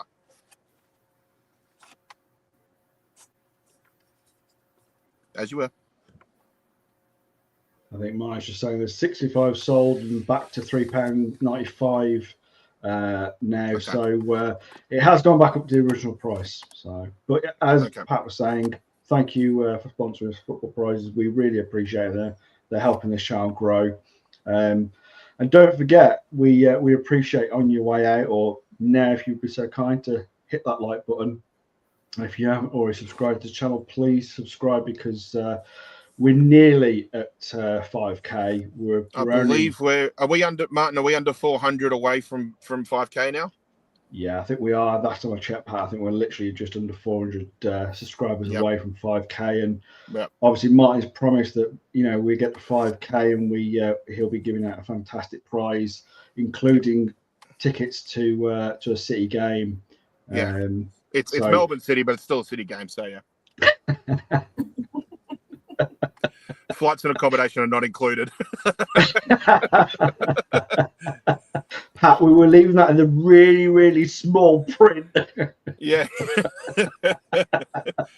Print, mate. It'll be a bloody braille. Indeed. So, yeah. So, on that, I think we're going to wrap up now. But Martin will be back. Like I said at the beginning of the show, he is having a bit of time off and well-deserved time off because he puts in so much effort, not only on our channel, but our sister channels of LB and Luke TV and so many others that I could mention. But you guys know who you are, and we appreciate their support as much as we support them. So thank you to everybody tonight for your comments. I'm sorry we haven't read out as much as we normally would, but Martin is usually so good on top of that, but he will be back on top of that once he comes back. Again, thank you for everybody who's become a member, and obviously Foggy for giving those 10 memberships is just amazing. Same with Billy, JV as well. You all pitched in as well too. Big up yourselves. Anybody we missed, our apologies. But thank you so much to the channel. Yeah. And I'm not entirely sure when we're all back yet, because of the international break. I think some of us would like a bit of a break off ourselves, not just Martin. So keep a close eye on the socials. Martin obviously is doing a space later on tonight, so I'm sure he'll be kind of giving a rough idea of when to expect us back as well next. But Pat, thank you again, mate. Always a pleasure. It's great to have you back. Thanks, mate. We won't have to do the old milk cartons again because I don't think so. Mate. I don't think so. It'll be back to normal sooner rather than later. So yeah, all good. And yeah, I'm excited to get the season. I feel like the season's truly going to start over the next couple of weeks. So yeah, let's get behind the lads. And this is just a little blip on the radar at the moment. There shouldn't be anything to be too concerned about. Let's just move forward, onwards and upwards. And let's hope we can batter Spurs next weekend.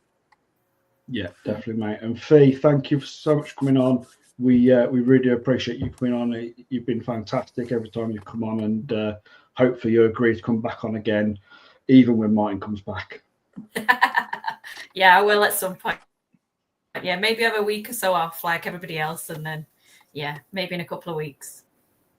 All right, brilliant. Thank you, Fee.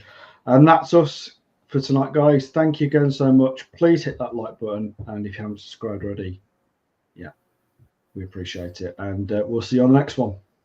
Bye-bye. Thanks, everyone. See you later.